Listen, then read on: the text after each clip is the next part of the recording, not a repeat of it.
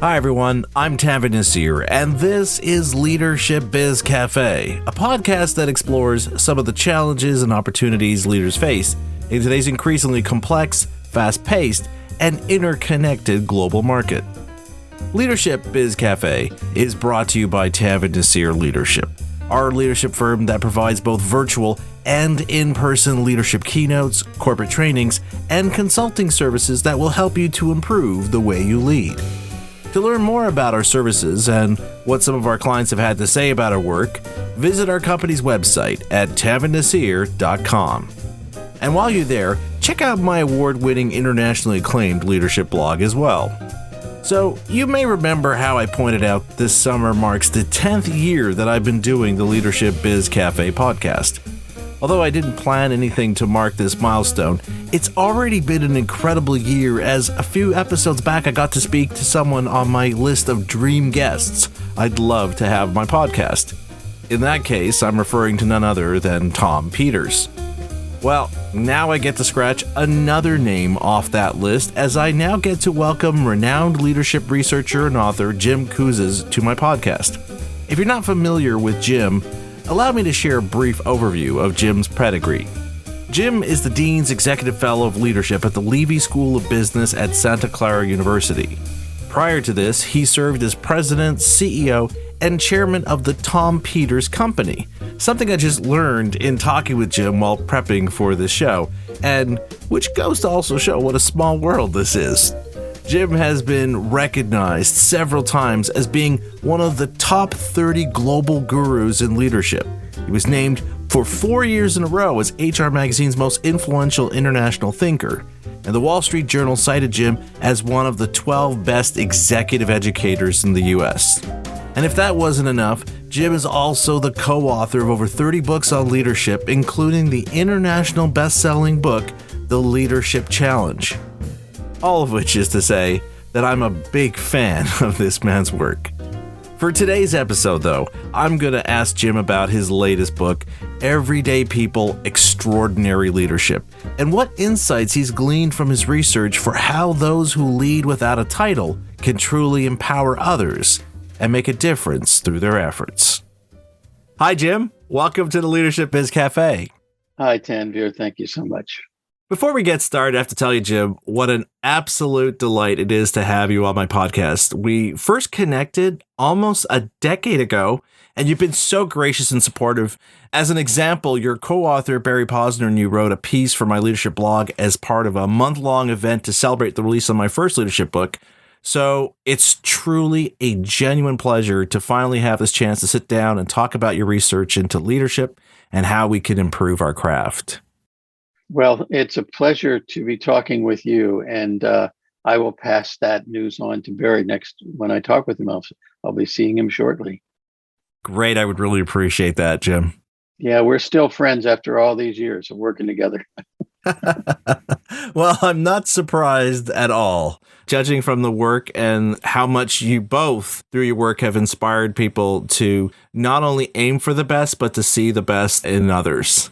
And for our discussion today, I'd love to talk about your latest book, Everyday People, Extraordinary Leadership. And what I love about this book is how right from the start, you point out how this book is meant for those who lead without a formal title or role. It's for those individuals who people naturally look to for insight and guidance on how to achieve their goals and be successful. And it reinforces something I've shared in my keynotes and writings on leadership, and that is that you don't have to wait to get a title to step up and lead others, as you can still be that lens that sharpens the collective focus of why we do what we do, how we can create genuine value, and find meaning in what we do. So through your research, you've come up with what you call the 5 practices of exemplary leadership. Before we get into these 5 practices, Jim, I was wondering if you could share what your research revealed that helped you establish these 5 practices as being the key to extraordinary leadership.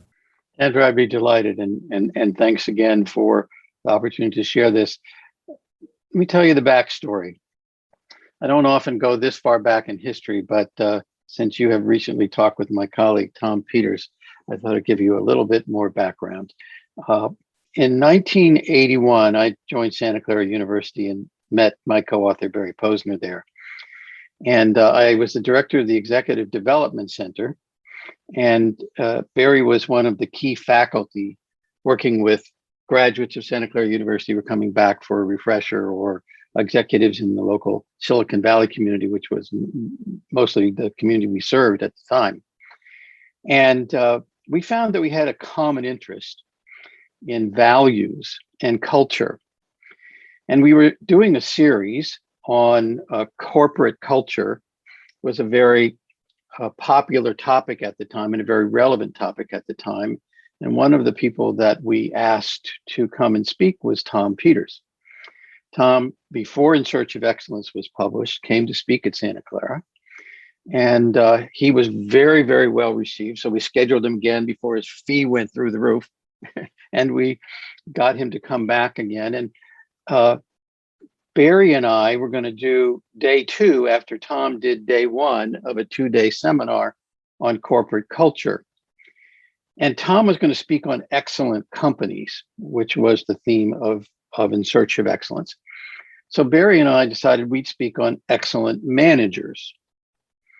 Now, we didn't have a book and we hadn't done the research yet, but we had this notion that there were a lot more leaders in the world other than the CEOs of excellent companies.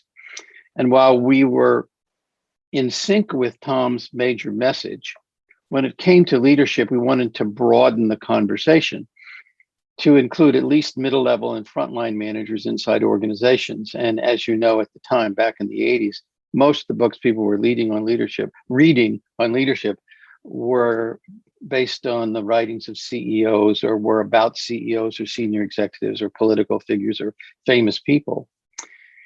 So we decided that we would focus in our conversation on excellent managers. That was the topic at the time. And we asked the participants if they would please write a story before they came to this one day, the second day that Barry and I did, about their personal best leadership experiences. That was the very first time that we did that. And what we discovered when these about 60 middle level, director level, and some CEOs from the local companies that we were serving, from financial sector, from social services, from governmental agencies, healthcare, and so on, and high tech in particular, they wrote stories about themselves when they were at their very best as leaders. And we had people break into groups. They came back and they wrote their findings from their conversations with each other in small groups about their personal best leadership experiences. They summarized the 5 to 7 key messages that emerged from kind of the common themes that came out during that conversation. Posted them on the hall in Kenna Hall at Santa Clara University.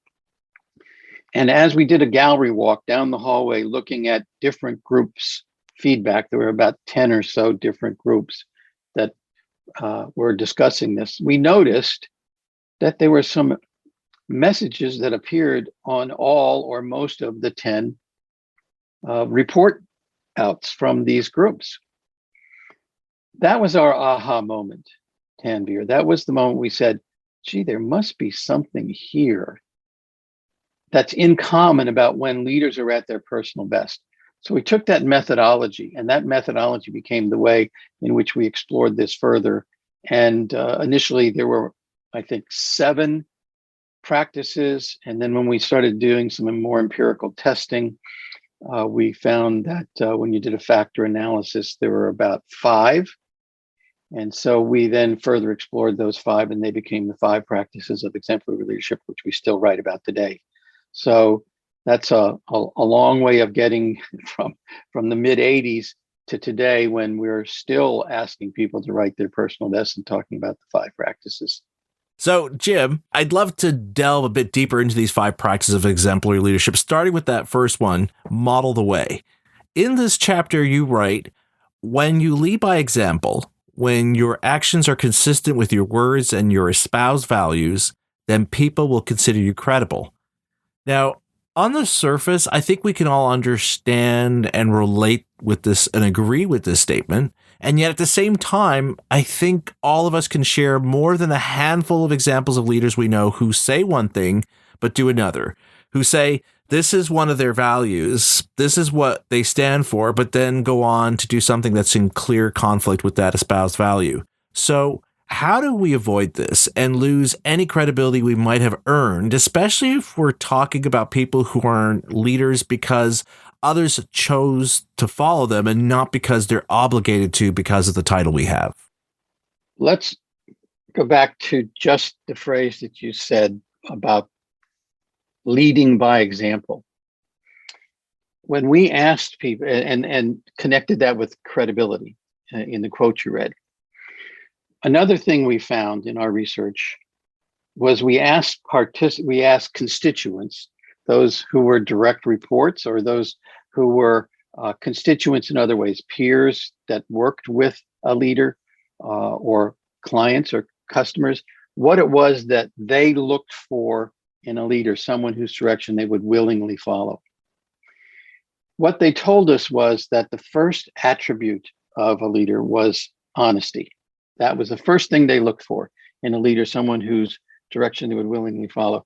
And Tanvir, over the past 35 plus years, we've been administering this survey, which we call Characteristics of an Admired Leader. We have found that the number one attribute remains, even just last week when I looked at some new data for the last year, is honesty. People want a leader who is honest. The second attribute that also has maintained its consistency that people look for is competence. That is, they look for a leader who can get things done. So we want someone we can trust, someone who we believe is telling us the truth, and someone who is able to execute. And therein lies one of the reasons why it's challenging for people to set the example. And one of the solutions to making sure that you can set an example.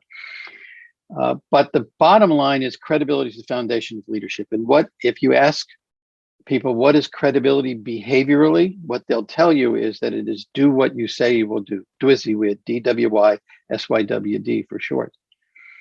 And so there are two key components to this. One is that you have to have something to say. You have to have a set of values and beliefs that you are basing your actions on, and then you act accordingly. So someone who doesn't have a clear set of values and beliefs would have a difficult time being credible in the sense that they're all over the map if they just act without any people knowing, well, why are you doing what you're doing? Why is cooperation or collaboration or teamwork important to you? You know, you'll keep talking about team, but you know, we didn't know that was important to you. I thought we were a competitive organization. We're supposed to compete. You'll have to help me out with that. So being clear about your values and beliefs is essential to being credible. And of course, you have to follow through, putting it into practice. And going back to that data on what we look for in admiring a leader, if you don't have the skills or abilities to follow through, you may be really wanting to set a good example, but you're failing to be consistent because you don't have the skills and ability. Let me just give you one example. Let's say you're a team that believes in quality, and that's a shared value of everyone. We want to produce quality service, quality product. And so you demand quality from people in the organization, but you have not trained anyone in TQC. You haven't given anyone the skills and abilities to follow through on that commitment you're making to yourself and to your customers. And so competence is a key reason why we do or do not demonstrate the values that we espouse. That's just one illustration. You know, what's interesting is I was listening to you describe this idea of credibility and how it ties into this practice of model the way. It sets up really well the second practice of inspire a shared vision, because we're looking at here now is, okay, so we understand what you represent, what you're about, what matters to you, and we see you have the competencies to fulfill that idea, but now it's kind of like, what is it that you're really after, and why would I want to be a part of it? What is it that we're hoping to achieve that's connected to what it is that you stand for and what you show a competency towards creating? So I think it's a great place for us to delve into this second practice, Inspire Shared Vision. And I really like how you describe the way we should be thinking of vision, that visions are about hope, dreams, and aspirations. They're declarations of a strong desire to achieve something ambitious. They're expressions of optimism. And what's interesting about this from your research is that this is far from a daunting challenge, because while your vision should be something grand in size and scale, how you go about inspiring people to get on board and be a part of that ambitious plan is grounded in some very tangible, accessible behaviors, which I think some people could see we're building on what we just discussed in the context of the previous practice of Model the Way. Yeah, well, you point out something that is a strong connection between both Model the Way and Inspire Shared Vision, and that is the word shared. Leaders often think that if I'm clear about my values and my vision, then I can, in a sense, impose them on you, then that you will be willing to follow me because I'm very clear about my values and very clear about the vision of the future that I want. The problem is it might not be shared by your constituents, or enough of your constituents that they want to willingly follow you. And so I think that's a key element that's often missed by leaders. They assume that they can be clear about their values and tell people what they are, clear about their vision of the future, tell people what it is, and they expect people to follow. Because I'm being consistent with my messages, why aren't you? Well, largely because it's not shared. So it's really important that leaders understand that it's not just about your values and your beliefs. It is about your constituents sharing a similar set of beliefs, or ones that resonate with what you say. So let me give you kind of a visual image here of how we might think about this in terms of a vision and a shared vision.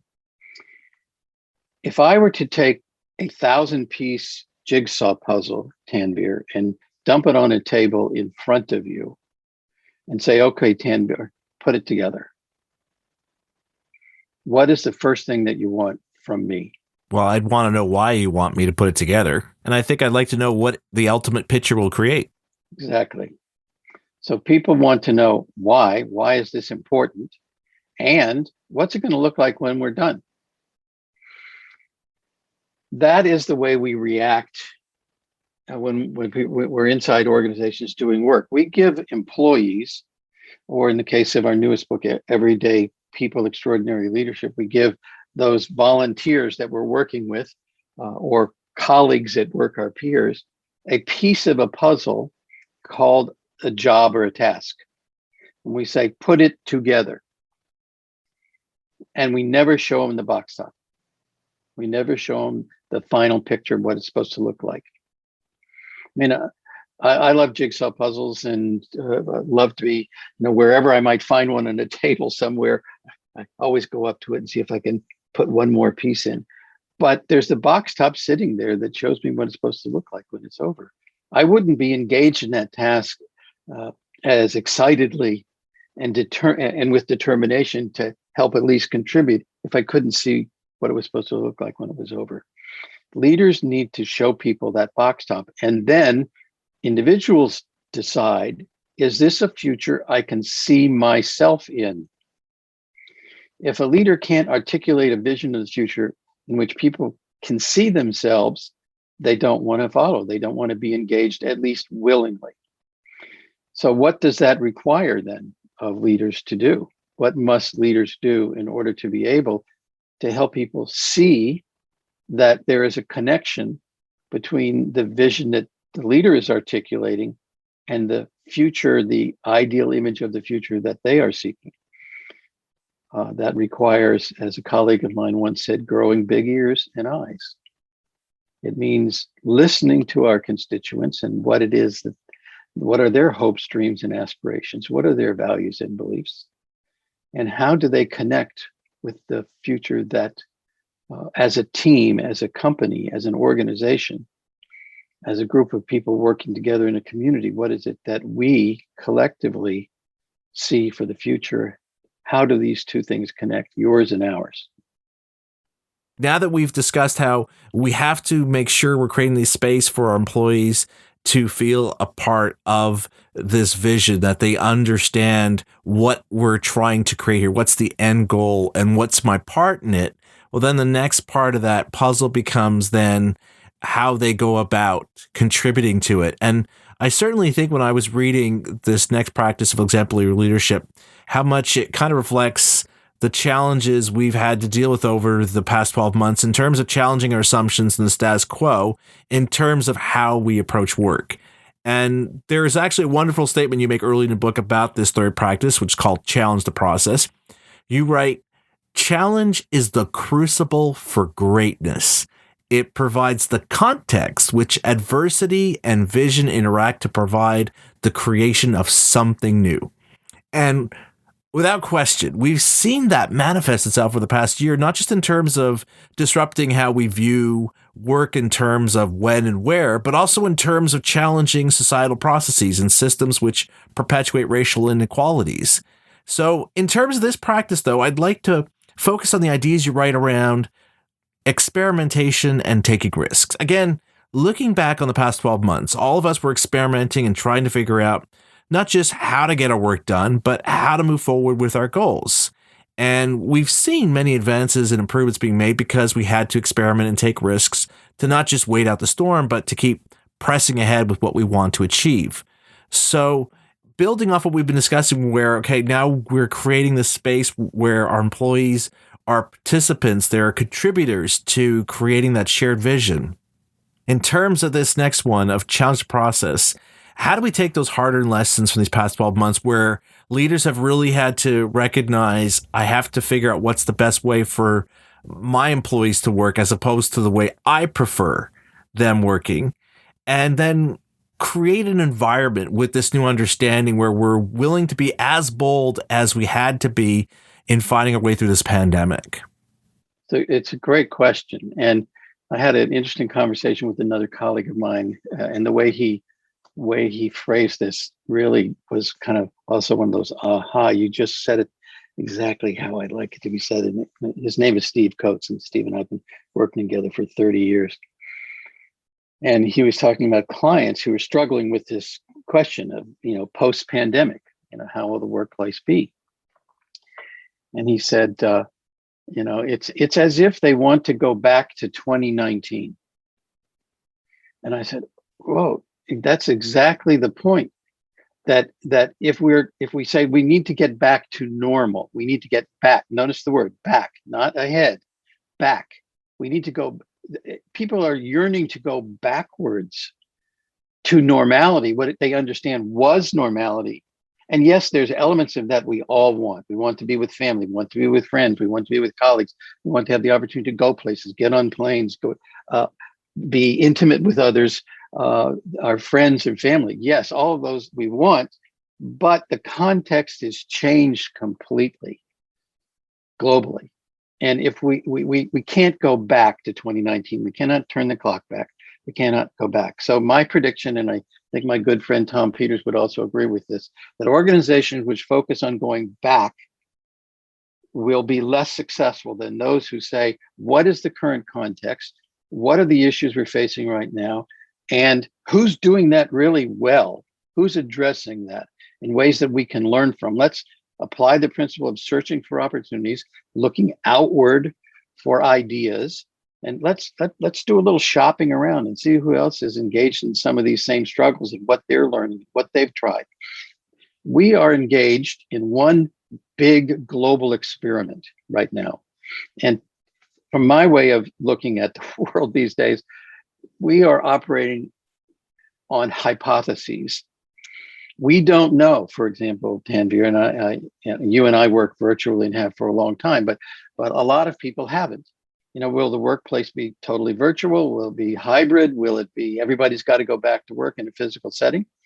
Well, that's one way of looking about it. The other way is to say, these are questions we ought to be asking ourselves. Let's set up little experiments. Let's try this and see. Let's talk to people about what's been good about virtual, what's been really awful about virtual, and is there some way we can problem solve around this and find some ways for people to be in person part of the time potentially, or what jobs really require that and what jobs don't, and what are the most appropriate times for us to be together, and maybe there are times when we don't need to be. So rather than going into this as a leader with an answer, what we need to go into this next few months as we begin to ease our way forward into new ways of working, let's ask some critical questions and begin to do little experiments, and then we learn from them. So that's how we can apply this notion of searching for opportunities and then experimenting and taking risks by just treating these as like a scientist would treat them, and have hypotheses about what might work and see if it does, and learn from the failures and from the successes. Absolutely agree. And I think you've set up a perfect segue for us to discuss the fourth practice here, Jim. The fourth practice being enable others to act. In particular, the point you make here in this chapter that what this requires is a focus on strengthening others by making them feel powerful. For sure, if people are going to have the ability to experiment, test, and yes, fail, they need to feel powerful in being able to do it, to have the confidence to say, I want to figure this out because this could be an area where I can continue to add even greater value to our organization and help us achieve that shared vision that we talked about at the beginning. And again, here's another great quote you share here about this notion of making our employees feel powerful, that you write how when you make other people feel powerful in tangible and or intangible ways, you are demonstrating profound trust in and respect for their abilities. And I absolutely love, again, this conversation we're having about testing and experimenting. This is why we're going to allow our employees to do that, because we have that trust and respect in and for their abilities. And I love this idea because it mirrors something I share in some of my keynotes on leadership and developing and empowering employees, which is that we need to recognize our strengths are not what we're good at. Rather, it's the things that strengthen us, that make us feel like we're adding value, we're making a difference. And I also really enjoy how in this chapter you point out that power should not be viewed from a scarcity mindset, that if you have more power, then I have less. Rather, it's about recognizing we each have our own source of power that's derived from our skills, our talents, our experiences, and our own unique viewpoint and outlook. And that if we can encourage and support people to share it, we're all the better for it. So, Jim, I would absolutely love to hear what your research has revealed as some measures we can take to strengthen others by making them feel their own sense of power, so we can, in fact, continue to create this environment where people are willing to experiment, to test, and to find those opportunities where they can help their organization fulfill that larger vision that we set out for them to create with us. Yeah, I think that's the important thing. It is a mindset, and leaders with the mindset of a scientist, someone who says we're engaged in an important experiment here. We are engaged in trying some new ways of working. Let's bring with us those that have really worked in the past and have been working currently. But let's kind of like going on a trip. You don't take your whole house with you when you go on a trip to some new destination. You leave some things behind. You take what's essential. What is essential that we want to continue to take with us on this journey forward? What can we leave behind that really isn't essential? And what would we like to take with us, but it really needs some modification. If you take the issues of inclusion, diversity, and equity, clearly there are some things that have worked in the past. We're in a better place than we were 50 years ago, but man, there's some things that haven't been working at all. And we need to take a look at how we can do something different. Let's try some things to try to advance how we're dealing with that issue, how we can make organizations more equitable, more inclusive, and more diverse. And then, what else do we need to do that we haven't done in the past, or in the currently that would help advance this forward. And so I think with that mindset of searching for new ways and then doing some experiments to test these ideas, which are risky and we're going to fail some of the time, looking at them as learning experiences then to help move us forward. And that's how the inspire, model, and challenge connect with each other. Because you're trying to be true to your values and beliefs. More than likely, majority of those, that vision that you aspire to achieve hasn't changed all that significantly. You still want many of the same things you wanted previously. And you have a set of values that tends to remain relatively stable. But we have a new challenge. What are ways that we can work together now to get to that future that we hope for and we desire, but we have to be doing some new and different things. Jim, I love how our discussion has been setting up the fifth and final practice of exemplary leadership and courage to heart as almost a punchline to our conversation, because I think it's becoming clear in discussing these four other practices how leadership really is about nurturing relationships with those who choose to follow you, because they see your focus is on helping everyone to succeed. And again, there's some parallels between your work and mine. As for this practice, you talk about the importance of fostering a spirit of community. And I think it's become clear to everyone just how important it is, not just to our productivity and ability to work, but to our overall mental well-being, to feel a connection to those around us. In fact, I strongly believe that one of the reasons we've seen over the last few years this rise in hate crimes and acrimony directed towards members of the Black, Indigenous, Jewish, Muslim, and more recently the Asian communities is because of perceived lack of relatedness brought forth by emphasizing a sense of otherness instead of embracing the kaleidoscope of our collective humanity.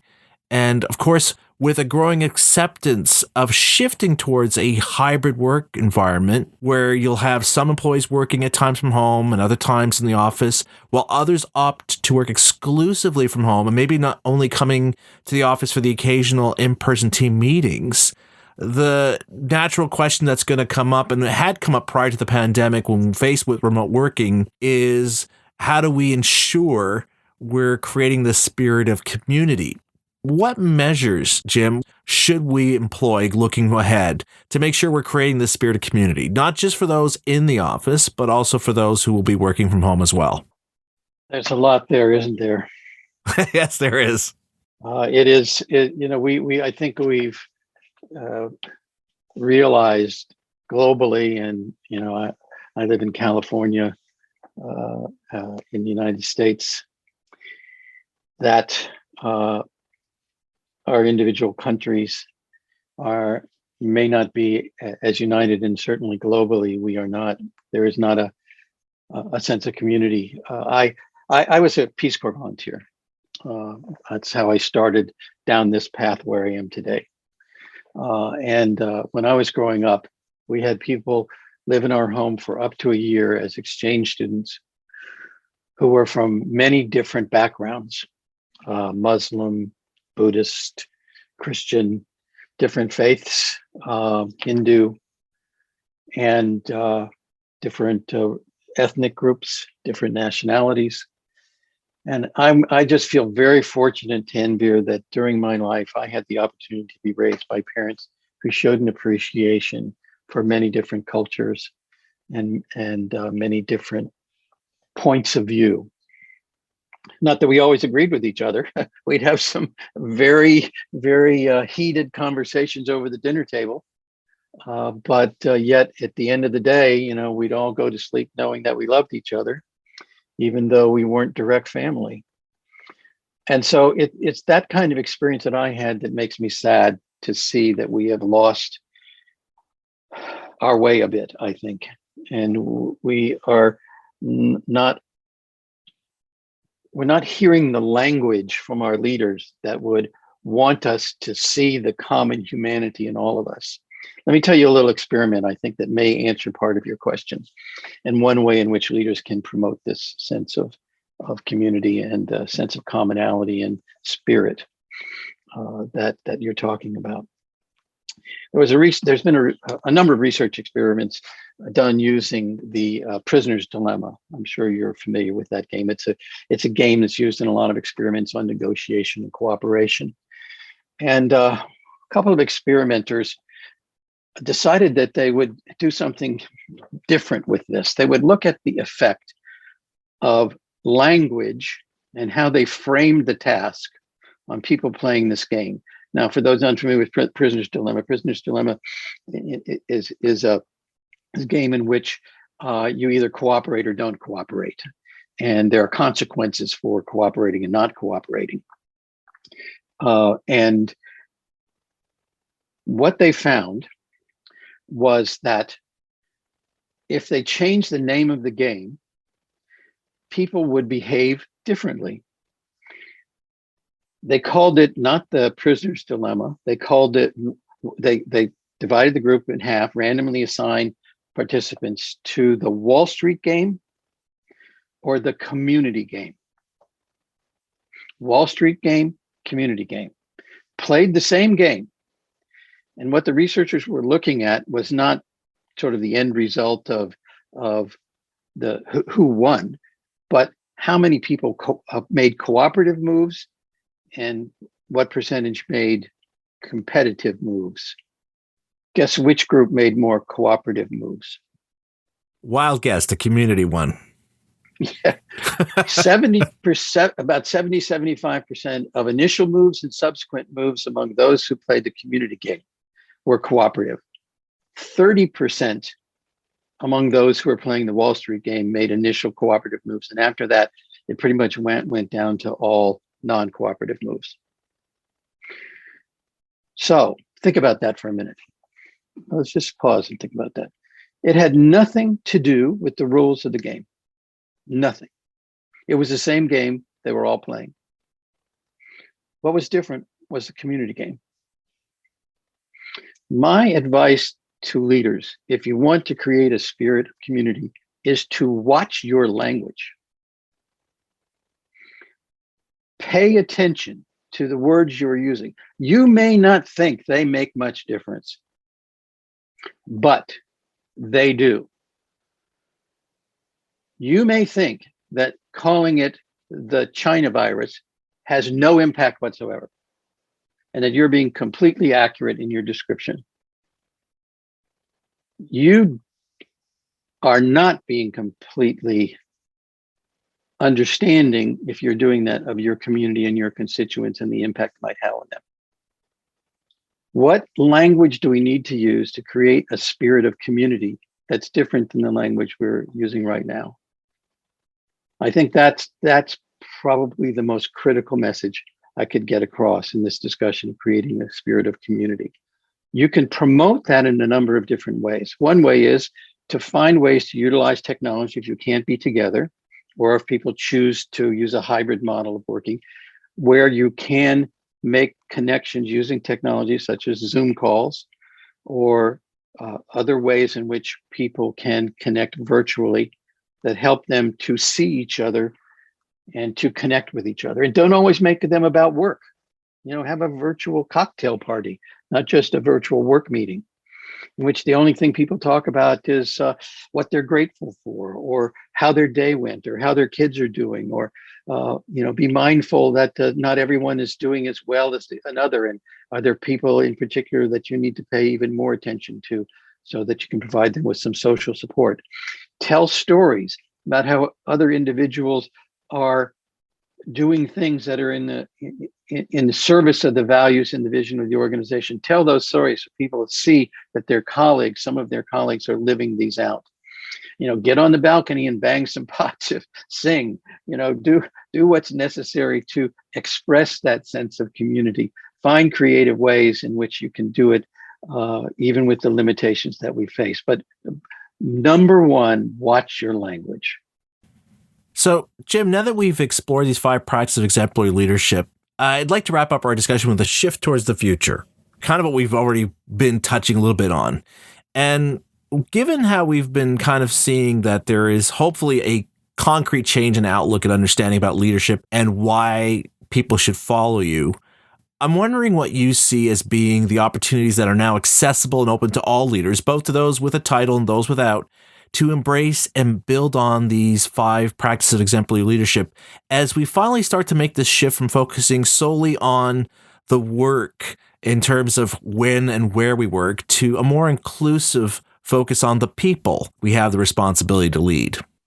Well, I think the COVID-19 pandemic and the lockdown and the social isolation that people have felt has highlighted a few things that I think are principles or perhaps hypotheses that we can all operate on as we go forward and begin to test and look at.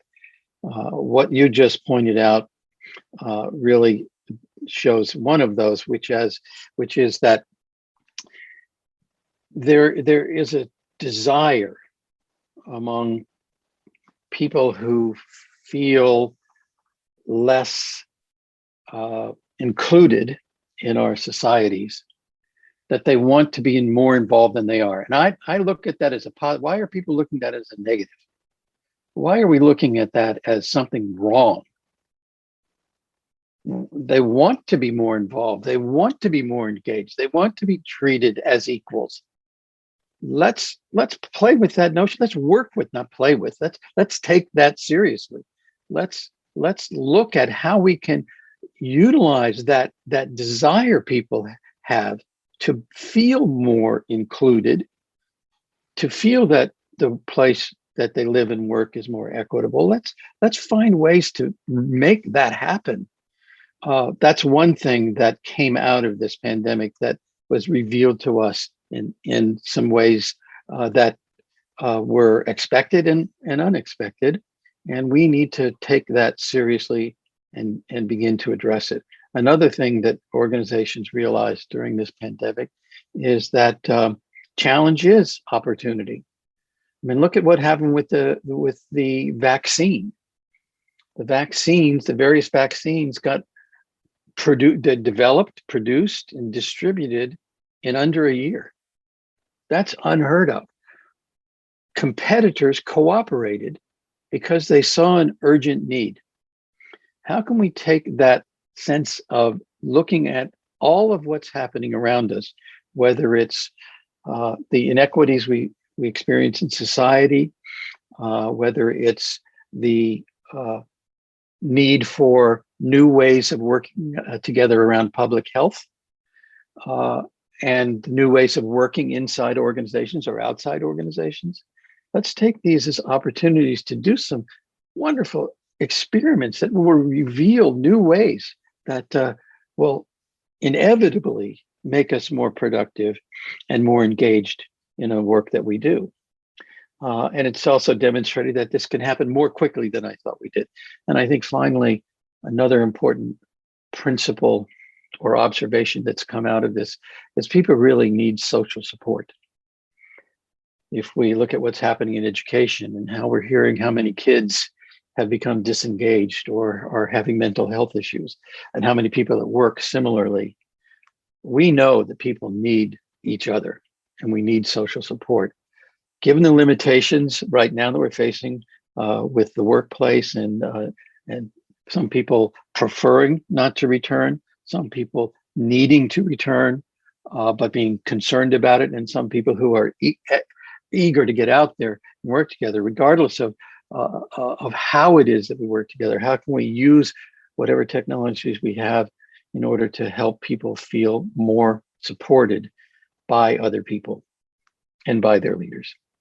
Jim, I have to tell you, what a thrill it's been to finally talk in person with you, albeit virtually, about leadership in your research. Your work into demystifying the true nature of leadership has influenced so many, myself included. In fact, I have a message you sent me over 7 years ago complimenting me about the work I do in this leadership field pinned on my office message board. So I just want to thank you for not only coming on my podcast and sharing your insights, but also for all you do as you sign your messages to love them and lead them.